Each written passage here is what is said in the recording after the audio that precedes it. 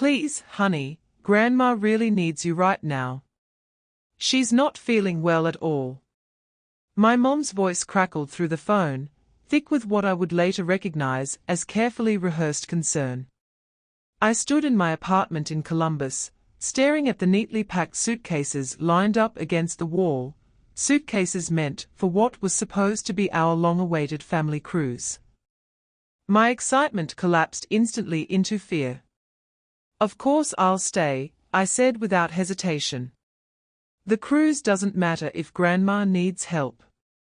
Those words would come back to haunt me within hours. My name is Aisha Collins, and I'm 28 years old. For as long as I can remember, I've tried to be the dependable one in my family, the daughter who never complained, never asked for too much, and always showed up when things got difficult. I believed that if I just kept being good, kept being reliable, everything would eventually balance out. I was wrong. The cruise had been months in the making. It was supposed to be our first real family vacation in years, my parents, my younger sister Lily, a few aunts and uncles, and me. I had saved every spare dollar, picked up extra shifts at the accounting firm where I worked, and even bought new summer clothes I normally wouldn't splurge on. For once, I was excited about something just for myself. But when Mom called saying Grandma was in the hospital, I cancelled without a second thought. Family first. That's what I'd always been taught. That evening, as I drove toward the hospital, my phone buzzed. A notification. It was from Lily. My stomach dropped as I opened the app. There they were, my entire family standing on the deck of a massive cruise ship, champagne glasses raised, ocean stretching endlessly behind them. The caption read, "Best vacation ever, palm tree bottle with popping cork, so grateful for this amazing family." #cruise life #family time. I pulled over to the side of the road, my hands trembling so badly I had to set the phone down. My parents were smiling. My aunts and uncles looked relaxed and carefree. Lily stood front and center, glowing in a sundress I had helped her choose weeks earlier.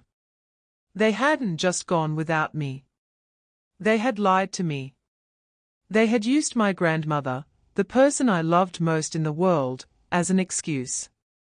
When I arrived at the hospital, the receptionist looked at me with confusion. "There's no Evelyn Harper admitted here," she said gently after checking the system. I called my parents. Straight to voicemail. I checked my phone again. Lily had blocked me. The betrayal hit me so hard it felt physical, like the air had been knocked out of my lungs. I drove straight to Grandma Evelyn's house, barely able to see through my tears. Her porch light was on when I pulled into the driveway. When I knocked, the door opened almost immediately. Grandma stood there, healthy, steady, and clearly shocked by my appearance. "Aisha. Sweetheart, what's wrong?" she asked, pulling me into a hug. The scent of her lavender perfume wrapped around me, and I completely broke down. Once inside, the truth spilled out, the cruise, the lie, the photo that had shattered my trust. I kept asking the same question over and over. Why would they do this? Why would they lie about you being sick? Grandma's expression darkened in a way I'd never seen before. Growing up, I'd always sensed the imbalance. Lily had been favored in ways everyone pretended not to notice. Dance lessons, private tutors, help with tuition, there always seemed to be money for her. When I needed help for college, I was told to be strong and take out loans. I had convinced myself it was normal. Grandma knew better. "Your mother called me last week," she said quietly. "She asked me to pretend I was hospitalized if you came by." I refused. My chest tightened. "She knew what she was doing," Grandma continued. "She knew you'd cancel everything for me." As the reality settled in, something inside me shifted. This wasn't just a misunderstanding. It was a pattern. And it was far from over. I sat on Grandma Evelyn Harper's couch, my hands wrapped tightly around a mug of tea I hadn't touched. My mind replayed the image of my family on that cruise ship over and over again, each time cutting a little deeper. "I don't understand," I whispered finally. "Why would they go this far just to leave me behind?" Grandma sighed, her disappointment heavy. "I've watched this happen for years, Aisha. I kept hoping your parents would realize what they were doing." She looked at me with an expression that held both sadness and anger. Growing up in Columbus, I'd spent countless afternoons at her house, helping her organize old photographs, taking her to doctor's appointments, or just listening to stories about her childhood. Lily rarely visited unless she needed something. Usually money. Yet somehow, Lily was still the golden child. "The cruise tickets weren't cheap," I said slowly, my thoughts spiraling. "Nearly $2,000 per person. I saved for months to afford mine." A terrible realization crept in. "Do you think they planned to exclude me all along?" Grandma didn't answer immediately. Instead, she stood and walked toward her desk, pulling out a thick manila envelope. The weight of it alone made my stomach twist. "I wasn't going to show you this yet," she said carefully, "but after what they did, you deserve the truth." She placed the envelope in my lap.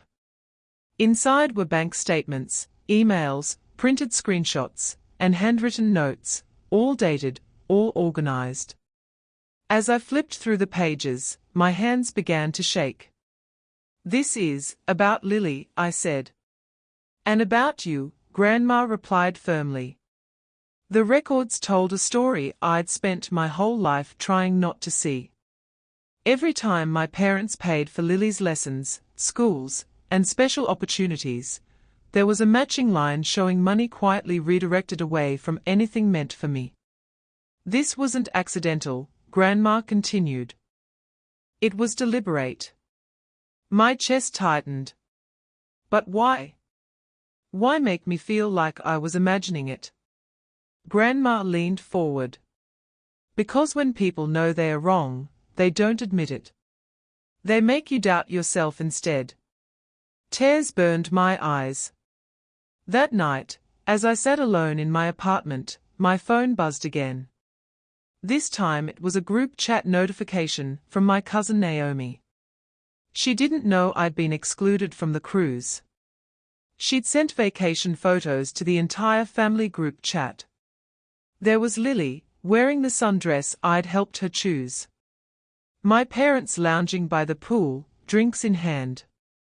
A formal dinner photo, everyone dressed up and laughing.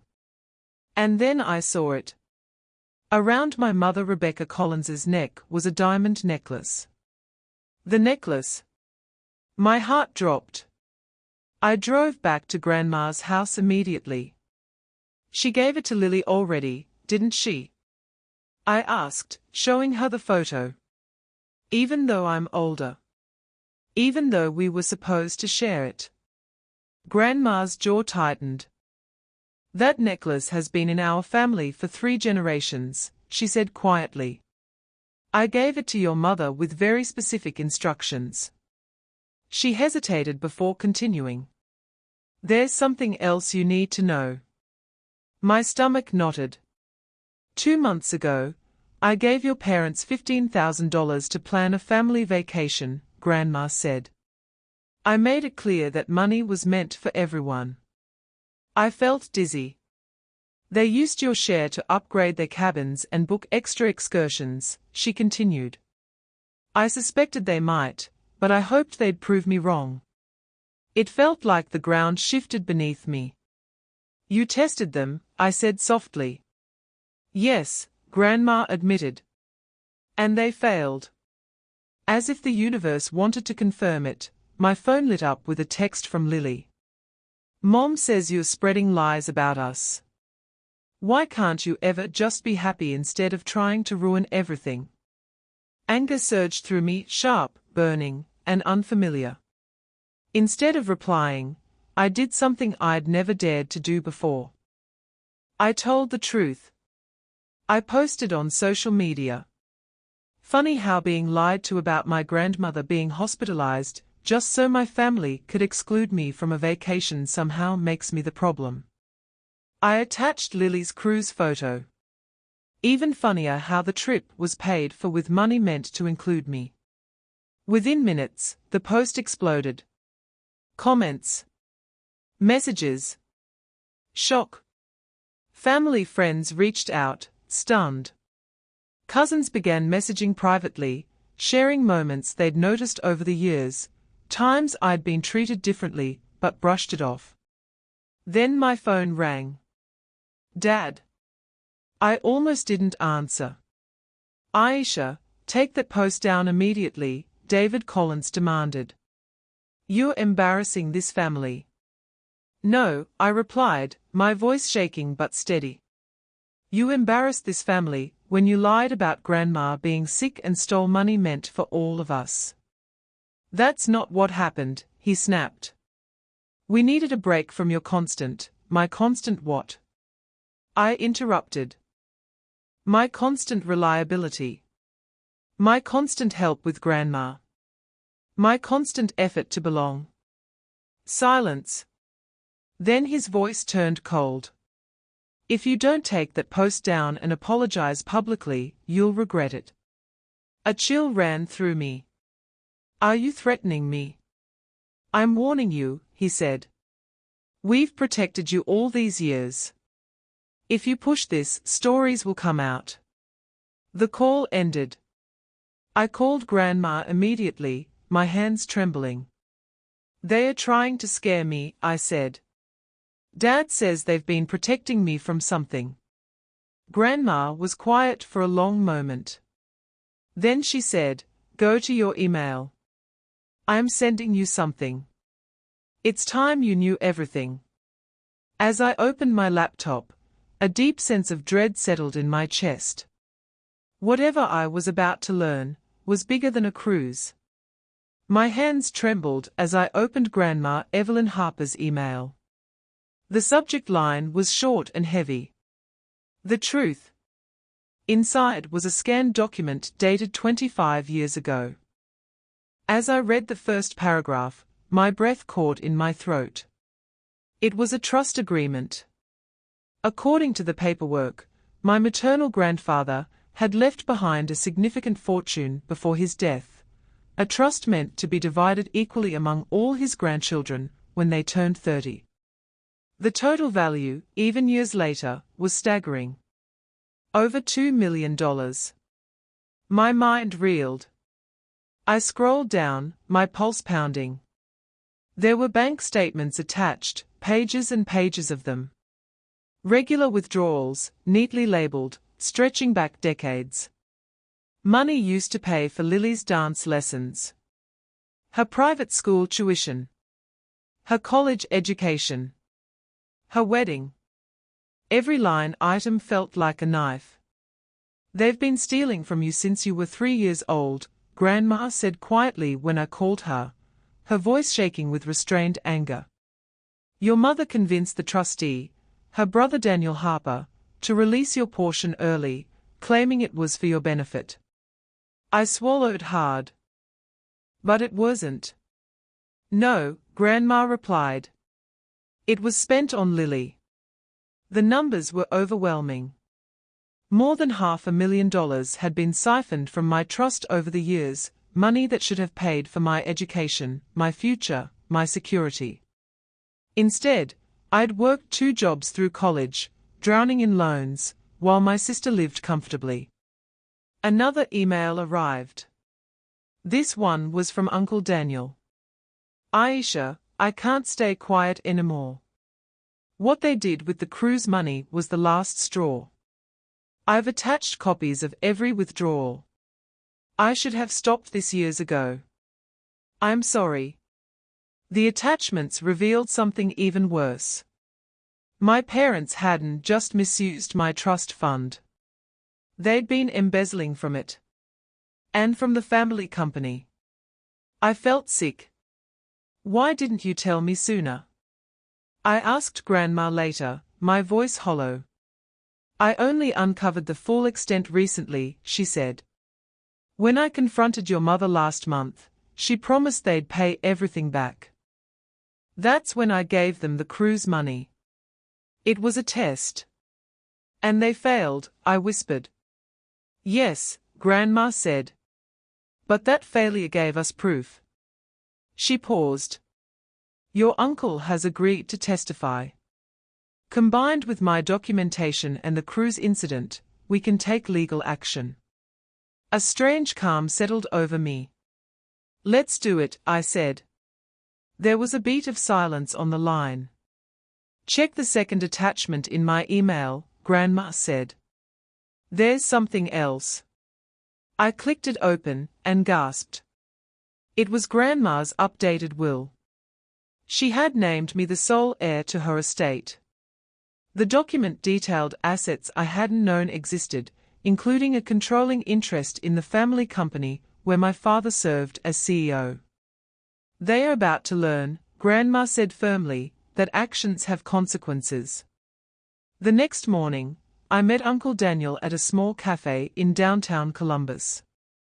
He looked exhausted, dark circles under his eyes, his hands trembling slightly as he slid a thick folder across the table. These are copies of everything, he said quietly. I've already sent them to the family attorney. He hesitated. Your parents are panicking. They've called me non-stop. What are they saying? I asked. That it was all done for your own good, he said bitterly. That they were protecting you from having too much money too young. He shook his head. But there's more. He pulled out another document. Recent bank transfers. Offshore accounts. They are planning to leave the country, he said. They've been moving money. The cruise wasn't just a vacation, it was a test run. My blood ran cold. They are running, I whispered. And Lily's helping them, Daniel said. Accounts in her name. She's hiding the money. As if summoned, my phone buzzed. A text from Lily. You've always been jealous of me. You're too late. By the time you figure it out, we'll be gone. Daniel's face drained of color when I showed him. They are moving fast, he said. We need to act now. I called Grandma immediately. She answered on the first ring. They are at the company right now, she said. Your father's cleaning out his office. Security just called me. My heart pounded. Can they stop him? Better, Grandma said. I've already contacted the police and the FBI's Financial Crimes Division. She paused. Aisha, you need to get there. You're the controlling shareholder now.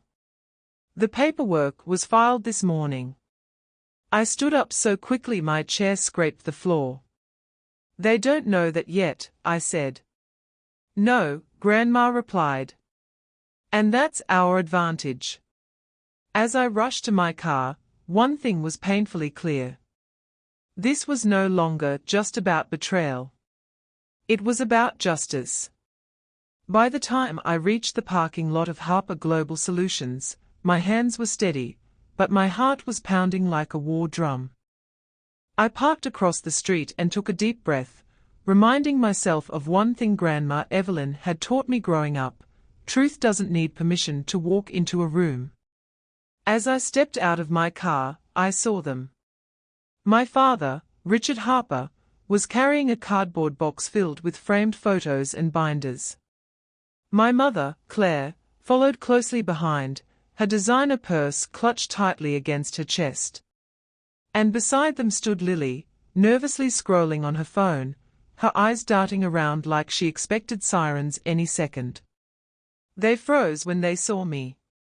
What are you doing here? My father snapped, instantly slipping into his authoritative CEO tone. I smiled calmly. Funny. I was about to ask you the same thing. Lily scoffed. Don't be dramatic.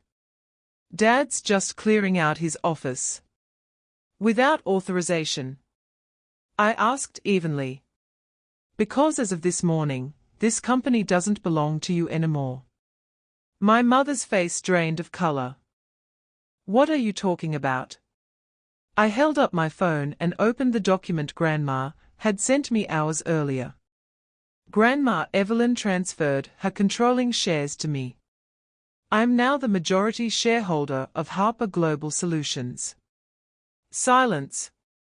Pure, terrified silence. That's impossible, Lily whispered. No, I replied. What's impossible is pretending you didn't know this day would come. Just then, police cars pulled into the lot, lights flashing. 2 unmarked SUVs followed closely behind. FBI agents stepped out, badges visible, moving with calm precision. My father's box slipped from his hands. Files spilled across the pavement. Richard Harper, one agent said. You're under investigation for financial fraud, embezzlement, and misappropriation of trust funds. My mother let out a sharp gasp. This is a mistake. No, the agent replied. This is documentation. Behind them, another car arrived. Grandma Evelyn stepped out, supported by Uncle Daniel. She looked small, but unbreakable. My father turned toward her. Evelyn, please. You don't understand. Oh, I understand perfectly, Grandma said, her voice steady. I just chose not to look away anymore. Lily burst into tears. We did this for the family. I turned to her. No. You did this for yourself. And you let me believe I was imagining the favoritism for my entire life. An agent approached Lily next. We'll need to ask you a few questions regarding offshore accounts in your name. Her knees buckled. As they were escorted away, my mother twisted around to look at me. After everything we've done for you, you'll regret this. For the first time, her words held no power. I regret trusting you, I said quietly. Not telling the truth. 3 months later, autumn settled over Columbus, painting the city in shades of amber and gold. I sat with Grandma Evelyn in her garden, a warm mug of coffee between my hands. The investigation had uncovered even more than we'd expected. My parents were facing federal charges. Civil lawsuits followed. Assets were frozen. Accounts seized. Lily had made a deal with prosecutors, testifying in exchange for immunity. She moved to Minnesota, forced to build a life without my parents' financial safety net. Her apology came in the form of a long message. I read it once. Then archived it. Some wounds don't heal with words. Under my leadership, Harper Global Solutions changed fast. We implemented transparent financial systems, created scholarship programs for employees' children, instituted ethics oversight that ensured no one could ever exploit trust the way mine had been. The company thrived. Your grandfather would be proud, Grandma said softly, sipping her coffee. He always believed money reveals character. I nodded. I never wanted revenge. She smiled. You didn't take revenge. You reclaimed your worth. As the leaves drifted down around us, I thought about that cruise, the one they'd taken without me. It wasn't the vacation of a lifetime after all. It was the beginning of their downfall. And the start of mine. The court proceedings began quietly, but their impact echoed loudly through every corner of my life. I sat beside Evelyn Harper in the front row of the federal courtroom, my hands folded neatly in my lap. From the outside, I looked calm. Inside, memories replayed relentlessly, birthdays where I was forgotten, milestones minimized, sacrifices expected without gratitude. Across the aisle sat my parents. Richard Harper, once the untouchable CEO, now looked smaller somehow. His suit was ill-fitting, his posture tense. Claire clutched a tissue, eyes darting nervously as whispers rippled through the gallery. The confidence that once ruled every room they entered had evaporated. And then there was Lily. She sat 2 rows back, alone. When our eyes met briefly, she looked away. The prosecutor laid everything out with brutal clarity. Years of financial manipulation. Trust fund withdrawals disguised as family expenses. Offshore accounts established under shell names. Corporate funds rerouted to personal use. And finally, the cruise. The defendants deliberately fabricated a medical emergency, the prosecutor said, to exclude their eldest daughter while misappropriating funds intended for her benefit. The judge's expression hardened. Evelyn squeezed my hand. Richard's attorney attempted damage control. They acted out of misguided parental concern. Objection, the prosecutor cut in. Favoritism is not a legal defense for theft. The ruling that day wasn't final, but it set the tone. Asset freezes upheld. Travel restrictions imposed. Further forensic audits ordered. As we exited the courthouse, reporters crowded the steps. Ms. Harper. Do you feel betrayed by your family? I paused. Yes, I said honestly. But I also feel free. That night, I returned to my apartment and opened a box I'd kept untouched for years. Inside were old journals, pages filled with self-doubt, questions I'd never dared ask out loud. Why am I never enough? I closed the box. I finally knew the answer. Weeks later, Lily reached out again. Can we talk? Her message read. Against my better judgment, I agreed. We met at a quiet cafe on the outskirts of town. Lily arrived late, dressed simply, no designer bag, no perfect hair. I never thought it would go this far, she said, eyes glossy. I thought this was normal. Normal for who? I asked calmly. She swallowed. For us. For the first time, I saw her not as the golden child, but as someone shaped by the same dysfunction, just rewarded instead of neglected. I didn't realize how much they took from you, she whispered. You didn't want to, I replied gently. Because benefiting from it felt easier. She nodded. I don't expect forgiveness, Lily said. I just didn't want to disappear without telling you I'm sorry. I believed her. But believing didn't mean forgetting. I hope you build a better life, I said. Just not at my expense anymore. When she left, I felt lighter. At Harper Global Solutions, changes continued at a rapid pace. Employees who had once feared retaliation now spoke openly. Departments were restructured. Transparency replaced secrecy. One afternoon, I found an envelope on my desk. Inside was a handwritten note from an employee named Marcus. Thank you for giving us a company we can be proud of. I stared at the words longer than I expected. That night, Evelyn and I shared dinner at her home. You know, she said thoughtfully, I stayed quiet too long. You protected them, I replied. I protected a version of family that didn't exist, she corrected. And I let you carry the cost. I reached for her hand. You stopped it when it mattered. She smiled softly. So did you. As winter approached, the final court date loomed closer. The evidence was overwhelming. Richard accepted a plea deal. Claire followed weeks later. The empire they'd built on lies collapsed with astonishing speed. On the day the sentencing was announced, I sat alone in the courtroom. The judge spoke firmly. Abuse of trust, familial or financial, will not be tolerated. Years of manipulation ended with a single gavel strike. Outside, snow began to fall.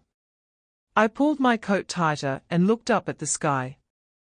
For the first time in my life, I wasn't bracing for disappointment. I was stepping into something new. And it felt like peace. The silence after the sentencing felt heavier than the chaos that came before it. For weeks, my phone stayed quiet. No threats. No guilt-laced messages. No late-night calls demanding explanations I'd already given 1,000 times. My parents' world had finally stopped revolving around control, and without that power, they had nothing left to say. Life, however, did not pause. At Harper Global Solutions, the restructuring entered its final phase. Auditors came and went. Departments stabilized. Employees who had once whispered in hallways now spoke openly in meetings. Productivity rose, not from fear, but from trust. One afternoon, as I reviewed quarterly reports, Marcus knocked gently on my office door. "Do you have a minute?" he asked. "Of course." He hesitated, then said, "People are saying this is the first time they feel safe here." I swallowed. "I'm glad," I replied. That was the goal. After he left, I stared out the window at the city skyline.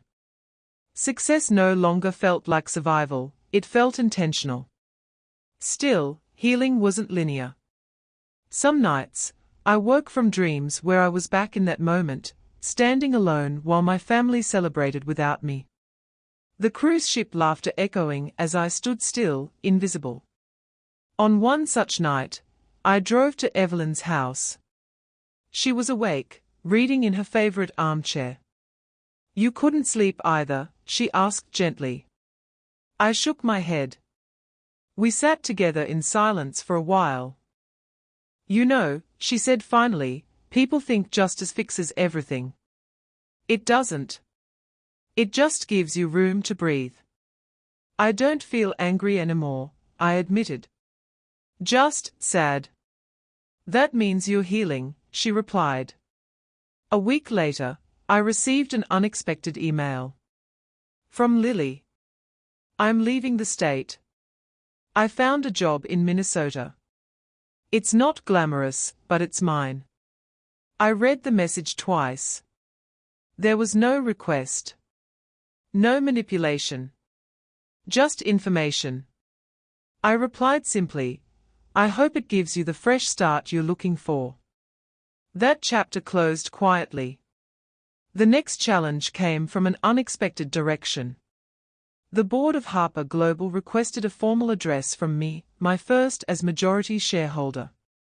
Standing at the podium, I felt the weight of generations pressing on my shoulders. This company had been built by my grandfather on principles that had long been abandoned. Integrity, I said clearly, isn't optional. It's foundational. And if we ever forget that again, this company doesn't deserve to exist. The applause was genuine. Later that evening, I sat alone in my office, opening a leather-bound notebook Evelyn had given me. "Your grandfather's journal," she'd said. Inside were handwritten reflections on leadership, fairness, and legacy. One line stood out: "Power reveals character. Responsibility defines it."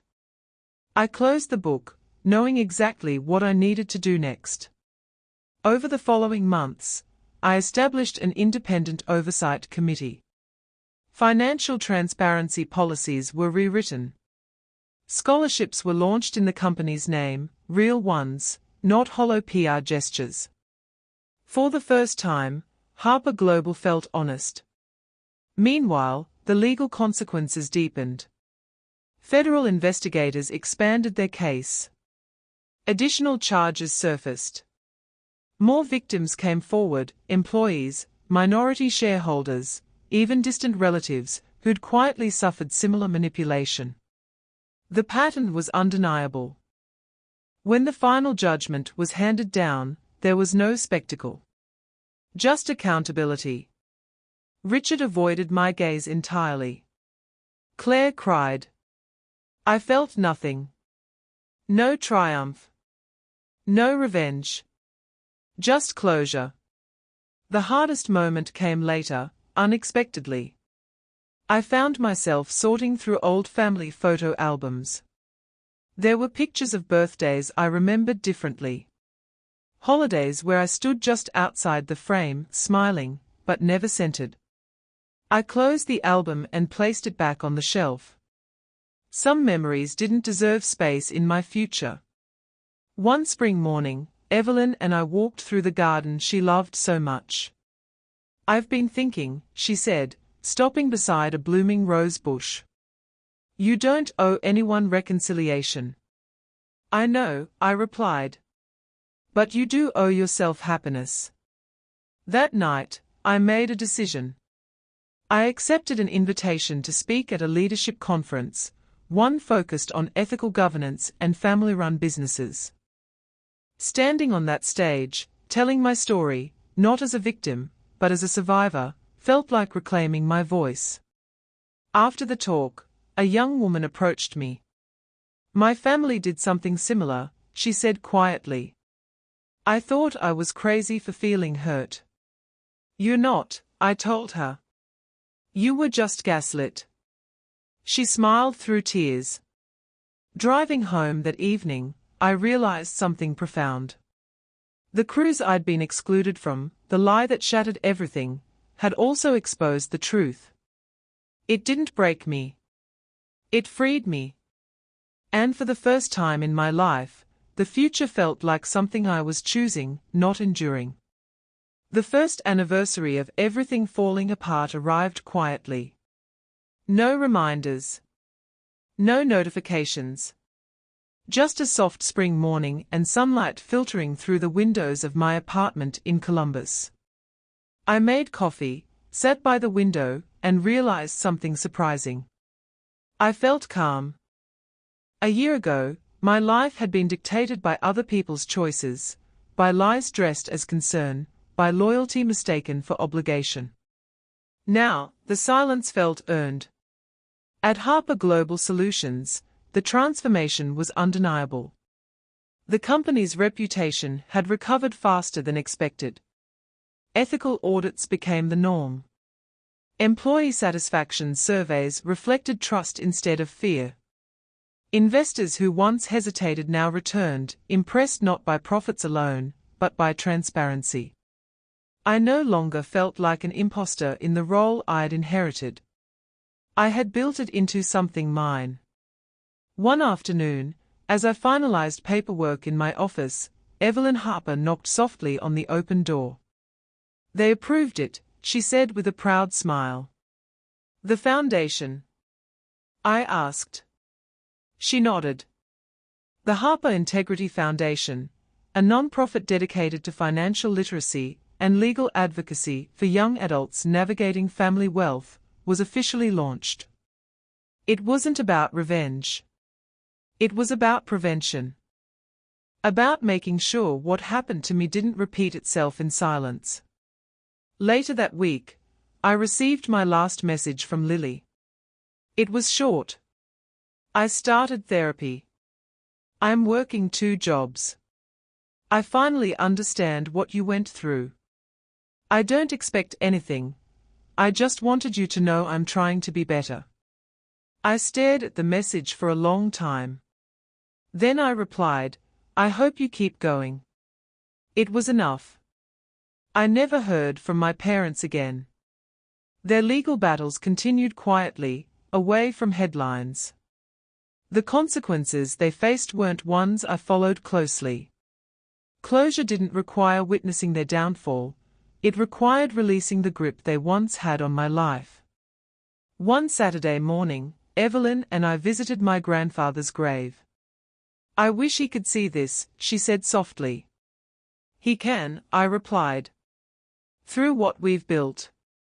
She smiled, tears shining in her eyes. That evening, I hosted my first dinner party, not as the accommodating daughter, not as the forgotten sibling, but as myself. Friends filled the room with laughter. Real laughter. Chosen family. As I watched them, I understood something that had eluded me for years. Belonging isn't something you earn by sacrificing yourself. It's something you build where you're valued. A few months later, I was invited to testify in a congressional hearing on trust fund protections. Sitting behind that microphone, I spoke clearly, not with bitterness, but with authority. When family systems fail, I said, the law must be strong enough to protect the vulnerable. The room listened. Afterward, a reporter asked, "Do you ever regret exposing your family?" I answered without hesitation. I regret staying silent for so long. The story that had once been whispered in shame had become a warning others could learn from. And I was no longer afraid to tell it. On my 30th birthday, Evelyn handed me a small wrapped box. Inside was a simple silver bracelet. Engraved on the inside were 4 words, "You were always enough." I hugged her tightly, tears finally spilling. That night, as I lay in bed, I thought about the cruise, the lie that had started it all. They'd believed excluding me would keep the truth buried. Instead, it uncovered everything. Their escape had become their exposure. And my exclusion had become my liberation. I no longer measured my worth by approval or access. I measured it by integrity, by peace, by the life I was building on my own terms. Sometimes, the moment meant to break you becomes the one that sets you free. And this time, the story didn't end with betrayal. It ended with me choosing myself.